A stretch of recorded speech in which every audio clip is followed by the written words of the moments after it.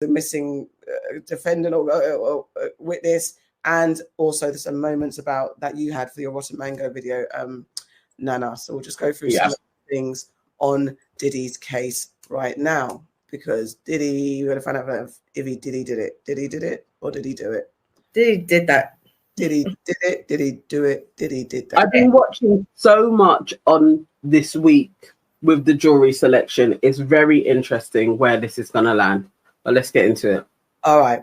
The stand trial in New York in May. Combs had his famous white parties. So I moved to a new neighborhood and they were like, well, what's this guy doing moving here in East Hampton? I said, everybody, come on over to the house so y'all get to know me. No, you ain't got nothing to be afraid of. Some of the alleged activity may have occurred in the later hours of those parties. Kids have like an hour left because this thing turns into something that when y'all get older, y'all don't want to come to. And there are a lot of questions. What he's exactly charged with, who's going to testify, what this case is going to look like. But before we get to those questions, we want to remind everybody how we got here. A new lawsuit filed by R&B singer Cassie. Cassie describing the music mogul as a vicious, cruel, and controlling man. The whole criminal case against Sean Combs starts with a civil case brought by his former girlfriend, Cassie Ventura, alleging that she was in an abusive relationship with Sean Combs. And just a day after word of a settlement. The lawsuit was settled with no admission of wrongdoing.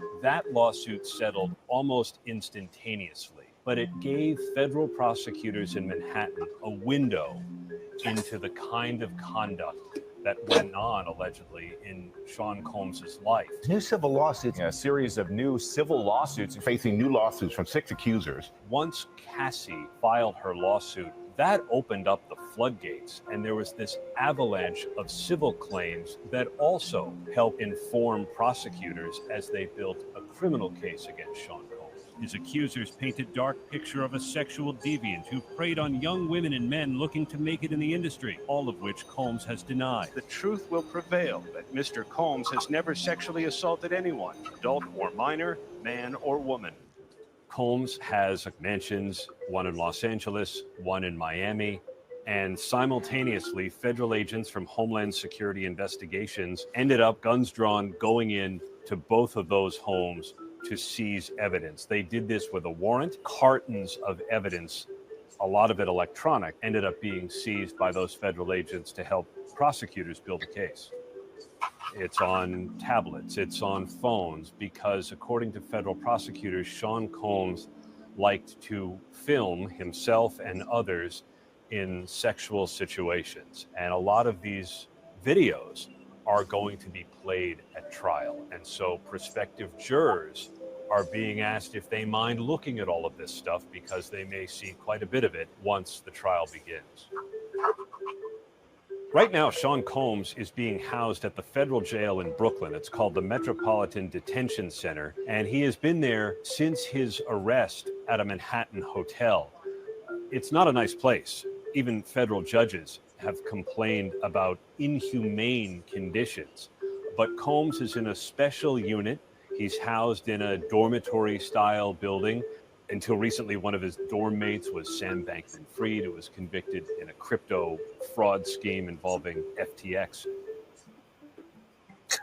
Combs' trial is scheduled to begin on May 5th with jury selection. The plan is to bring several hundred prospective jurors into the federal courthouse in Lower Manhattan for as many days as it takes to seat a jury of 12 plus 4 alternates, all of whom will swear they can be fair and impartial, even if they've heard of Sean Combs.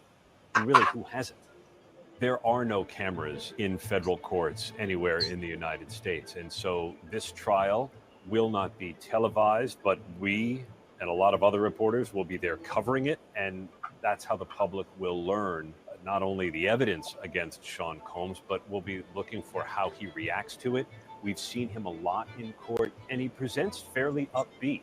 He comes in with a smile on his face, hugs for his lawyers, gestures to members of his family who have sat in court there to support him. He looks a lot grayer than he did when he was first arrested. You're in jailhouse beige, although at trial he may well be in civilian clothes. But he's treated like any other criminal defendant that we've seen. And we've been there for similar trials for Ghislaine Maxwell, Jeffrey Epstein's former paramour. We've been in that courthouse for Sam Bankman-Fried, the crypto fraudster, for Bob Menendez, the former United States Senator. All measure of walks of life come in and out of that courthouse. Sean Combs is only the latest. Combs faces 3 federal charges. Racketeering conspiracy, a RICO case, is probably the most serious and expensive and covers about 20 years of alleged criminal conduct. He also faces sex trafficking and prostitution charges. And taken together, federal prosecutors allege that for years, Combs has forced women into sexualized situations against their will, threatened them with violence if they didn't participate, and brought male prostitutes into a relationship in order to have what court records call freak-offs, which are basically sound a lot like orgies. Women, according to federal prosecutors, were put into these things. The rooms were stocked with baby oil and other supplies. There were cleanup crews in the end, IVs to help restore people physically after what they were made to do, according to the charges. And the jury is going to hear about all of that. Combs' defense team has said that the evidence so far is just an interference in the private sex life of Sean Combs. And what's depicted in videos or said by witnesses or alleged victims isn't crime, it's consensual sexual activity. There's not the slightest inkling, according to the interviews that I've done, of anything that's coercive, non-consensual, and it was adults and consensual, and everybody who was there wanted to be there. Will the jury buy that? We don't know. It will depend in large part on how the alleged victims testify, how they're cross-examined.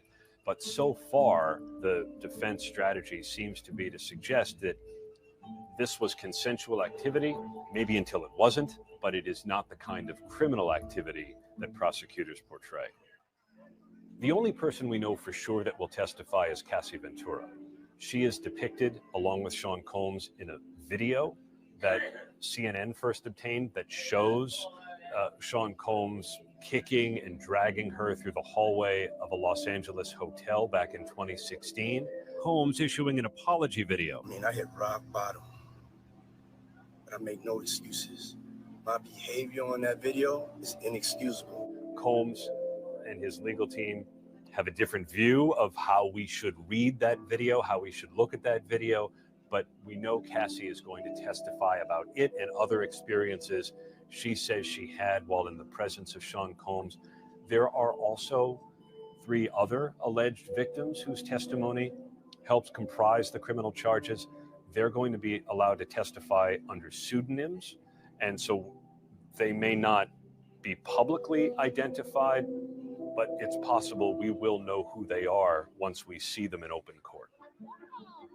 For people who have been following Sean Combs and the possible, celebrity side of things, I'm not sure how illuminating this is going to be, answering questions about Combs's relationships with people like Justin Bieber or Jennifer Lopez or others.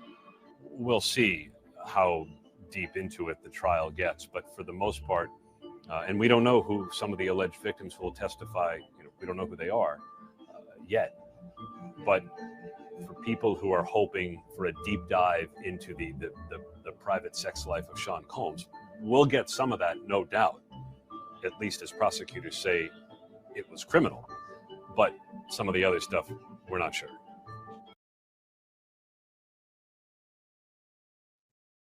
Okay. I've been seeing so much speculation, and lots of people are saying it's probably not going to be as sensational as folks think it is going to be, like what that guy was saying. That seems to be like a reoccurring theme. What I also found quite interesting about Diddy that in that excerpt they didn't go into is how many lawyers he has now. It's like 8 people defending him. And think of OJ, wasn't that like a team of like 4 or 5 or something? It just seems to be a lot of people. Like, he's throwing absolutely everything at trying to get off. And that may happen depending on how the prosecution play this. He may be able, for the charges that they're putting forward, it seems like there may be like one or two that maybe, but it seems like the RICO charge, he may have a good enough defense, because how do you tie everything in? So he may not get that. But I don't know, 8 different lawyers, big boy lawyers, I wouldn't be surprised if he gets off. But the thing is, I haven't watched too much because life, but Mark Lamont's overview is like, if you think he's getting off, then absolutely not. However, it will be, if he gets charged, how long are those charges going to take? Might be time served, so he'll just be out by default, but it doesn't mean to say he won't get charged. So getting off, how we see it, might be like, you get charged, but you're going to be out because you've really time served. Or in home arrest for something. But the amount of having all those lawyers just actually ties into its whole bigger than life personality. Of course, I mean, why not have 20? Why not have 30 lawyers?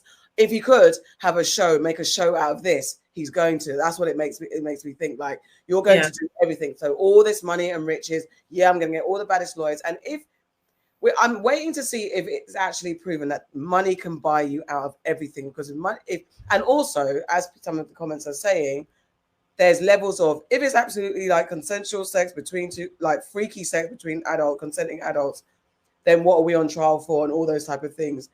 I would like to get to the core of, if you're guilty of something, that you can buy your way out of it, and have this clearly, because we also say that black men don't get the same privileges as white men, all this type of stuff. Diddy is pushing that. He's pushing that boundary where I am a rich motherfucker, I'm flamboyant, I'm ostentatious, and I'm going to get all the lawyers to fight my case because you lot are going to see me home tomorrow. That is how he's acting.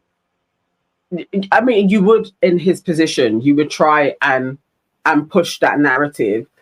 The having TMZ in his pocket helps, because then you have a site where loads of people are consuming their information daily, and they are also kind of backing, or at least considerably reporting, what the defense are putting out there on Cassie, that this is a toxic relationship, because they know, we've all seen the video in it. So it's like, okay, this is out.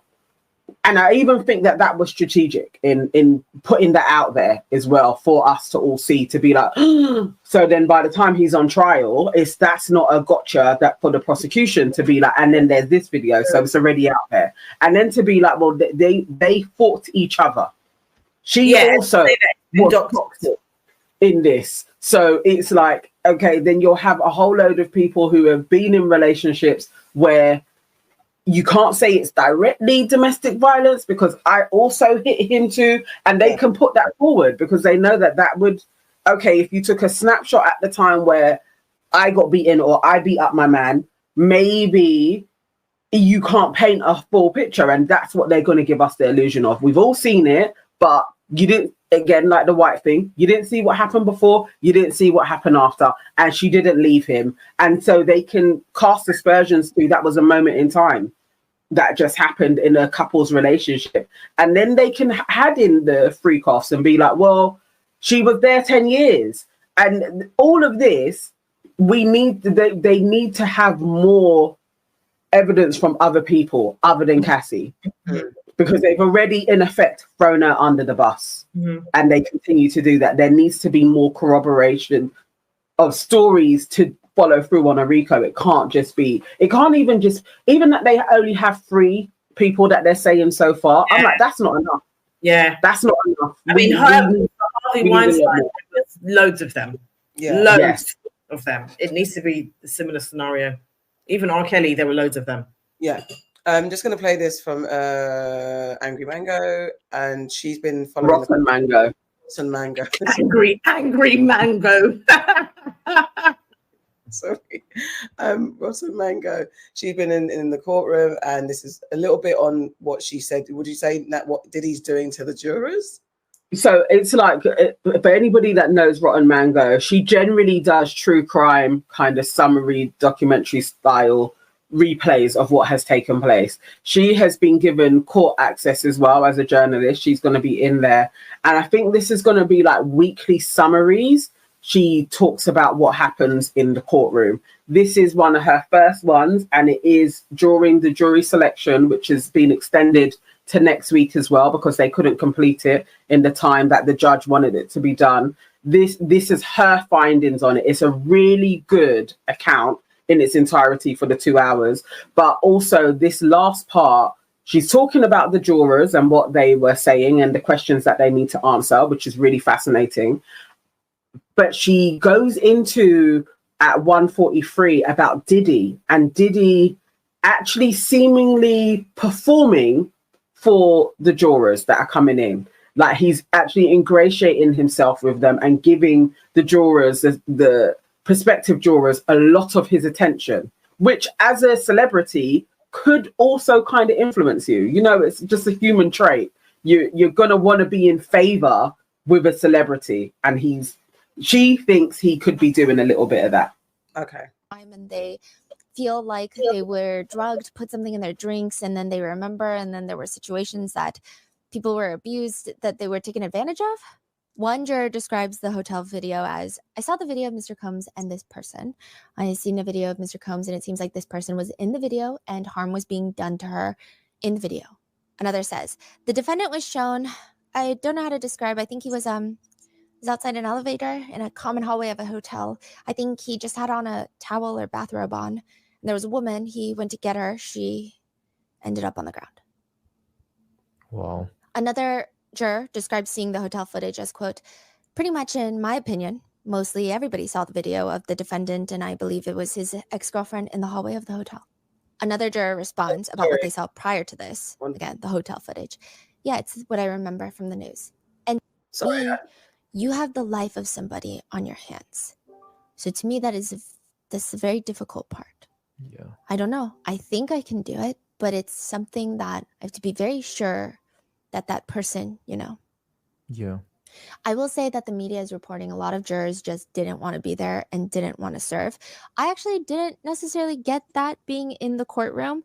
I think the transcripts do kind of read that way. I'm sure a lot of them just looked annoyed to be in jury duty, but they didn't. It wasn't like they were coming up with a million excuses to try and leave. They just seemed kind of like, I don't know if I can do 8 weeks because I'm going to lose my job. I'm going to have financial hardship. Like, I can't. A lot of people seemed relatively neutral, if not like, oh, yeah, I mean, I guess jury duty, right? But there was one juror where I felt, I'm like, I don't think this woman wants to be here at all. She walks in and she tells the judge she has a new scheduling conflict. Her son is graduating high school and she wants to be there. It's the second week of June. Trial is supposed to go into July. The judge starts asking her, what day? I don't recall. On a Friday? Yeah. I don't remember. Okay, what time of day is it? It starts, I think, around 10 or 12. And you don't know the day, like it's a Wednesday, Thursday. I don't recall. Which week is it? I can't say. Oh. I don't remember. Okay, well, you clearly thought about this after you did your questionnaire, but you didn't go look to see what the date was or what the time was or any of the details of the event? Well, I rely on my son to tell me these things, and he didn't yet. He says he didn't know it himself yet. But I remember when my first one was graduating, it was around this time. All right, where does your son go to school? Like, where is it? In the city? It's in Westchester. They move on, and the judge asks her if there's anything else she needs. Sorry, it's like in the back of your mind, right? I felt like I made eye contact with Diddy. And of course, like there's other things I'm thinking about. I'm taking my notes. But then in the back of my mind, like once or twice, it's like, oh yeah, this guy is famous.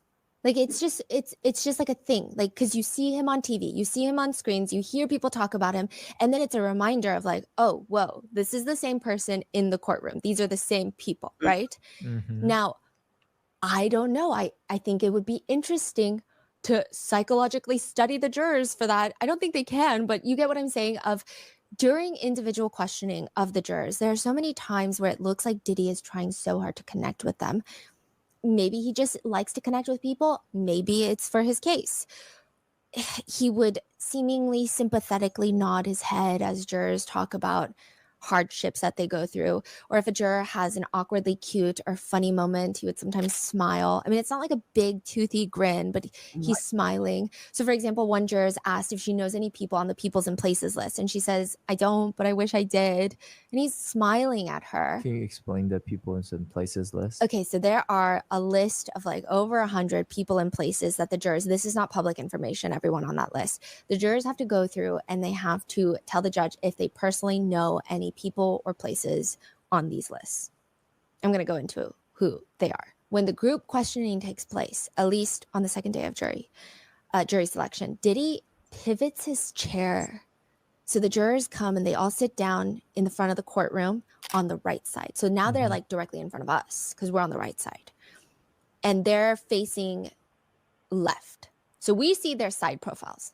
Diddy sees, like, if he twists, he'll see all of their faces. And it's tiered, you know, so it's rows. And he's just giving them undivided attention. So they have a mic and they go one by one and they rapid fire. Like, I'm 34. This is where I work. They have to answer a list of questions that they're given. And then they pass the mic and the next person and the next person. At points, he's craning his neck to get a better look at the jurors while they're speaking. When someone makes a joke, he genuinely giggles like they're at a dinner party. And I'm like, I was just thinking in that moment, and I think this is unrelated, but how does that affect jurors? Because at the end of the day, I think psychologically humans are somewhat drawn to people that are perhaps famous. In a way, he's giving them this attention, right? Does that like psychologically play influence? Anything? Yes, because and then I guess also like the whole thing is they're supposed to be non-biased. Yes. They're trying to not to judge him innocent until proven guilty. And then he's here being a really good sport, charming, who's laughing at their jokes, devoting his attention to them. Does that change their view of Diddy? And I know what people are going to say. They're going to say, if I was on that jury, it would not change my view, right? But you wouldn't get to that point. Because you would have been weeded out if you're biased against Diddy to that level. So coming from like if they're a neutral, unbiased stance, does that even play a role? I don't know. Yeah, no, that's valid. That's a good point. There is another moment during group questioning. I thought that was an interesting point. They have adult. No, it is. I thought that was an interesting insight because obviously there's no cameras and there are few people that are really documenting it like how she is. So there's lots of people tweeting, but to be self-reflective afterwards and really sit down and be like, hang on, so this is what he's doing. That to me just sounds like, of course that is going to influence somebody. Of course they are going to be like, oh my God, oh, he laughed at my little dit. Even if you put it to one side, but when it comes to judgment now, you may be a little bit more lenient. Like, it's not so bad.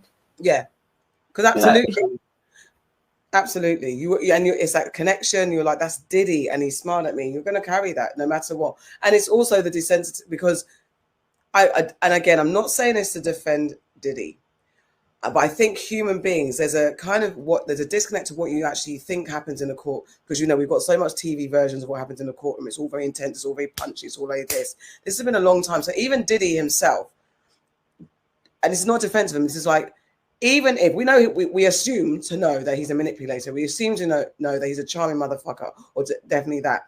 But the disconnect to being in the courtroom, or I was just sitting there thinking, I wonder if would I be looking. And if I'm forcing myself to keep my head down or be sad, am I acting? Because no matter what, the one time that I've been in court, I was so emotional I couldn't stop crying most of the time anyway. But then also there's times when I'm just trying to just look neutral. I'm thinking, if I smile, am I going to be judged? If I look angry, are they going to think I'm lying? So there's all these type of behaviors that you are going to assume you're on display. So where do you resign? If someone's making a joke, and if your prospective juror, in your case, makes a joke, are you going to react, or are you going to look stoic? Are you going to look angry? Are you going to try? What do you do in those moments? And this is not. This is maybe away from Diddy. But he would definitely. He has 8 people now, but at one stage he had 5 working with him for months. They have done the biggest trials in American history to date. The team he has.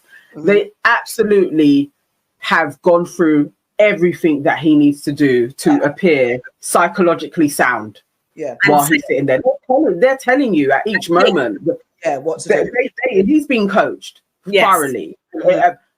And he's in there, you still, you know, you can still go through psychological profiles. He could do that own research himself. As the team, they know the type of people that they want to select. So he would be coached in, this is how you want to appear to this type of a person. If they respond to you, then we know that they fit this psychological profile. Like they would be going through all of that. This would be so meticulous we need to get a jury that is going to be quite sympathetic and slightly cynical to the evidence that is put forward. If you look engaged in this, they are going to be like, maybe he deserves a second chance. Just as a human. So he knows what he's doing. You'd be every moment, everything you do. It's his life, isn't it? Yeah. If he gets convicted, you're not seeing daylight again. You're not being out again. So you're going to. He's been an actor before, playing the role of your lifetime. I mean, you've just got to look at him on the red carpet. He knows how to work it. Yeah. What to do. Yeah. So, I haven't watched this full. They're saying that the jury will not be seated. Why is that? I don't understand. I didn't even know that was a thing through the whole trial. That's weird. But anyway, this is what Diane. Here we go. Today in the Sean Diddy Combs trial, court started this morning with 45 potential jurors. The lawyers had hoped to cut that down to the final 12 plus 6 alternates, but now that'll have to wait until Monday. Let's bring in investigative reporter Olivia Rubin for more. Olivia, we initially thought a jury would be seated Wednesday, then it was Friday, now it's Monday. What's going on? What did you think? That's what I was totally like. What did you mean by seated? You thought they were going to need to be standing up, where she's using the term seated for in situation, basically, that they are going, we're going to know who the jury is. They're just standing up throughout the whole trial. The term went over my head. I'm like, seated? But like I said, I was like, what do you mean seated? They're not going to be seated. Yes. Anyway, okay, that's that. Because it took them longer. And another thing to note, just for anybody that is following, and it's being documented a lot, that so many people that were presented as jury that could be a part of the jury, they also had various different domestic violence and sexual assault as a part of their histories as well. And that's been noted. So they couldn't discount those people because there were so many of them. Yeah, you've got to go through. You've got to go through this is it.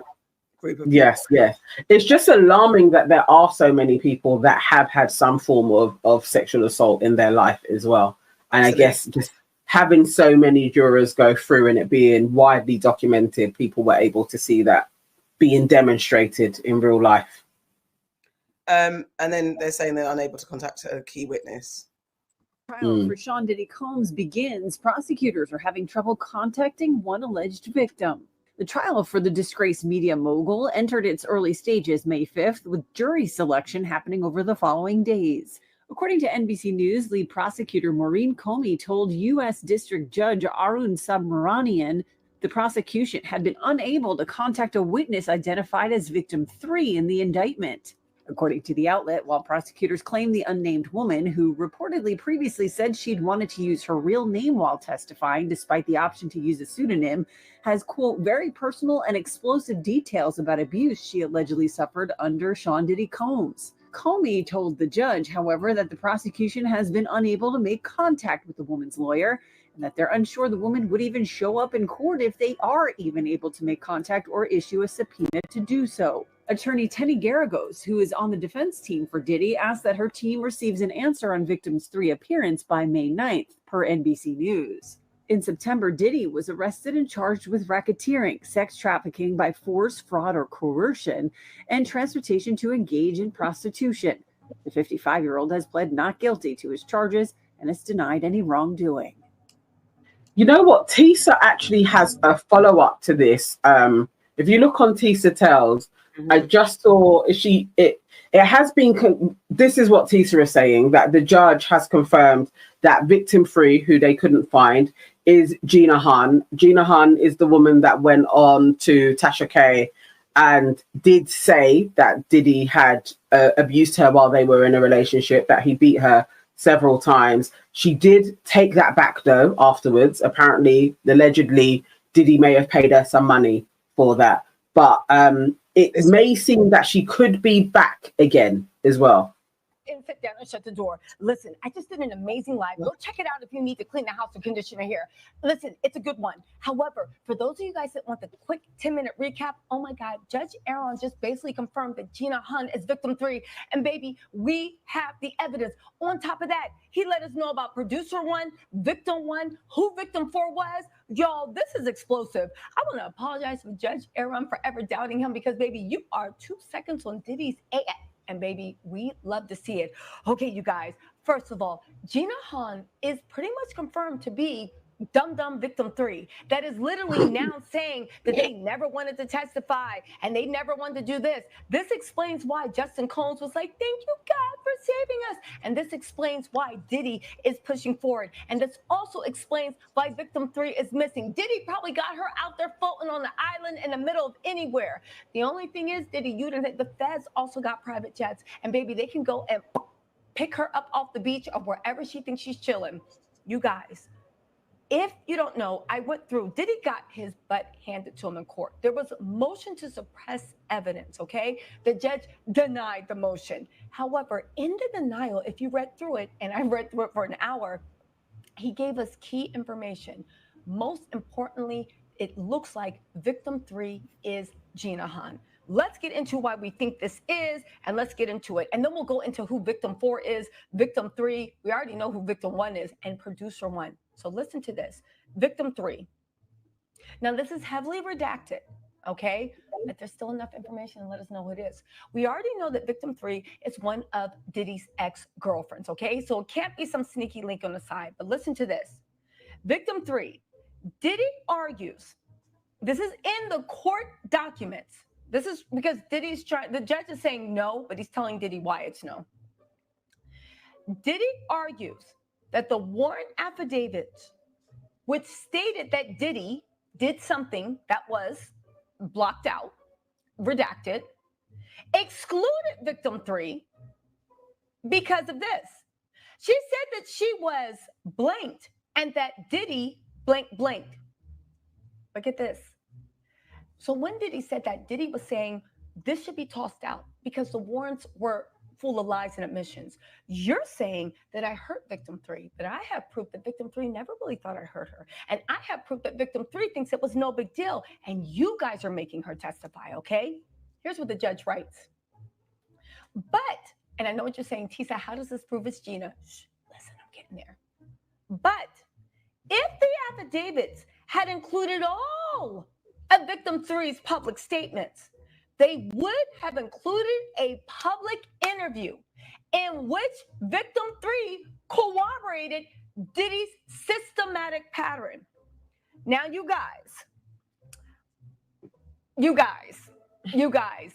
listen, and this is an exclusive because I read the documents first. 1, how many of Diddy's ex-girlfriends have given public interviews where they talked about Diddy's abuse? I'll wait. Are you talking about Tasha K's interview with Gina? Because that's what I'm thinking too. Judge Aaron just confirmed that Gina, upon information and belief, let me know if you think I'm wrong, reading this, upon information and belief, Gina is victim number 3. And Diddy's saying, but no, you're leaving out, because it was a whole 15-page document. Strike 22 is just asking, isn't Gina 50 Cent's baby mother? No. Is that a thing? I didn't think so. I didn't think they had overlap like that. It's not that one. That's not 50 Cent's baby mother. 50 Cent's baby mother is not this woman in the picture. I forget what her name is. I'll find it. Pointing when I was mad, but what about when I was in a good mood? And Judge Aaron was saying, even if we believe what victim 3 and all these good statements you're talking about, she gave a public interview. If you want to talk about her statements, let's talk about all of it. She gave a public interview where she recounted your vicious abuse. As far as I know, that is Gina Hun. They said even if the affidavits didn't clearly state that Gina still has a soft spot for you, they provide detailed evidence. Bomb.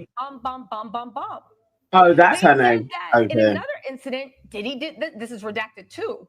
He also did this. This is clearly sufficient to establish that Diddy used forced and coercion to get that woman to participate in things that she did not want. Y'all. All right, so victim free hasn't popped up again, but it seems like it is Gina Hun. Dane T. Thank you very much. Has zero credibility. Thank you for donating money to us. Who knows who doesn't? Realistically, it's like all of this is speculation for what is going to come. Daphne, doesn't that sound familiar to you guys? Daphne Joy dated Diddy, but it's 50 Cent's baby mother, and she also dated Jason Derulo. All right.